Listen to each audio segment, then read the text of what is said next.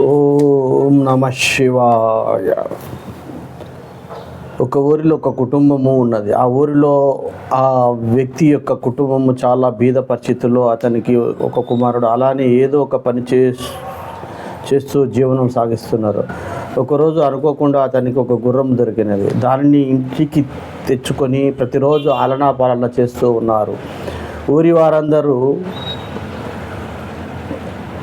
నీకే తినడానికి తిండి లేదు, గుర్రం తెచ్చుకున్నావు, దాన్ని మేపుతున్నావు 3 పూటల అని ఊరు వారందరూ అనేవాళ్ళు. దానికి సమాధానం ఏమైనా నా మంచికి అనే చిన్న చిరునవ్వు నవ్వి తన పని చేసుకుంటూ వెళ్ళేవారు.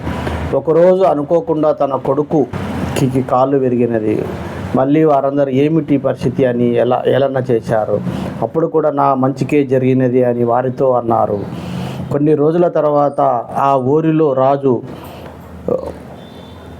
భటులని పంపించి, ఎవరి ఇంట్లో అయితే 20 నుంచి 25 సంవత్సరాల యూత్ ఉన్నారో వాళ్ళందరినీ తీసుకొని యుద్ధం చేయడానికి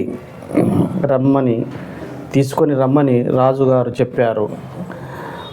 భటులందరూ ఊరిలో ఉన్న యువతిని అందరినీ తీసుకొని వెళ్ళారు. అప్పుడు ఊరు వారందరూ తన దగ్గరికి వచ్చి, మా కొడుకులని యుద్ధానికి తీసుకొని వెళ్ళారు, నీ కొడుకు కాలు విరిగినందువల్ల తీసుకొని వెళ్ళలేకున్నారు అని, మా కొడుకులు యుద్ధానికి వెళ్ళి తిరిగి వస్తారో లేదో అని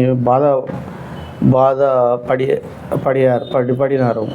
అతన్ని కొన్ని రోజుల తర్వాత తన గుర్రము ఇంటి నుండి పారిపోయినది. అప్పుడు ఊరు ప్రజలు, 6 నెలలు గుర్రంకు ఆలన పాలన చేశావు, దాన్ని విశ్వాసం లేదు, గుర్రం వెళ్ళిపోయింది, నీకు బాధ లేదా అని అడిగారు. ఊరు వారు ఏదైనా నా మంచికే జరిగింది అన్నారు. కొన్ని రోజుల తర్వాత గుర్రము తిరిగి వచ్చింది. ఆ ఇంటి యజమాని దగ్గరికి తనతో పాటు ఇంకా 20 గుర్రాలను తీసుకొని వచ్చింది. ఆ యజమాని ఎంతో సంతోషపడి ఆ గుర్రాలకు తన ఆలన పాలన చేస్తూ ఉన్నాడు. కొన్ని రోజుల తర్వాత అటుగా వెళుతున్న రాజు ఆ గుర్రాల వైపు చూసి, ఎవరి ఈ గుర్రాలు అని అడిగారు. ఫలానా వ్యక్తి అని చెప్పారు. వెంటనే ఆ గుర్రాలను అతన్ని తీసుకొని రమ్మని చెప్పారు. వచ్చిన వ్యక్తికి రాజ్యంలో కొలువు ఇచ్చి గుర్రాల ఆలన చేసుకోమని